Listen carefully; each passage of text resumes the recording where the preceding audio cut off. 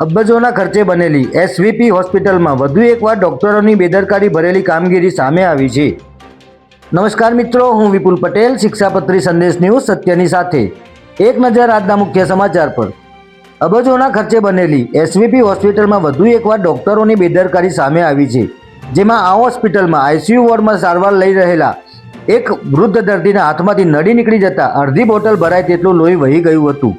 પ્રાપ્ત માહિતી અનુસાર 72 વર્ષીય સલીમ શેખને સારવાર માટે એસવીપી હોસ્પિટલના આઈસીયુમાં દાખલ કરવામાં આવ્યા હતા.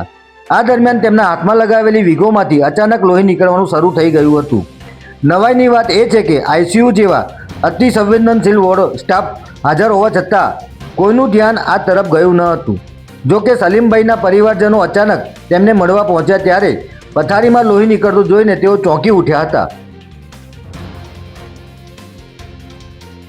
આ મામલે પરિવારે આક્ષેપ કર્યો હતો કે આઈસીયુમાં પરિવારજનોને રોકાવાની મનાઈ હોવાથી દર્દી સંપૂર્ણપણે સ્ટાફના ભરોસે હોય છે. તેમ છતાં આટલી ગંભીર ઘટના બની હતી. જ્યારે પરિવારે આ બાબતે સ્ટાફને જાણ કરી ત્યારે કોઈએ પોતાની ભૂલ સ્વીકારવાને બદલે ઉદ્ધતાઈભર્યું વર્તન કર્યું હતું. પરિવારનું કહેવું છે કે જો તેઓ સમયસર અહીં પહોંચ્યા ન હોત તો દર્દીનું ઘણું લોહી વહી ગયું હોત અને પરિસ્થિતિ ગંભીર બની શકી હોત. જે બાદ પરિવારજનોએ હોસ્પિટલના જવાબદાર સ્ટાફ સામે કડક પગલાં લેવાની માંગ કરી છે અને આ મામલે દર્દીના સગા દ્વારા એલિસ બીચ પોલીસ સ્ટેશનમાં લેખિત અરજી પણ આપવામાં આવી છે. જય હિન્દ, જય ભારત.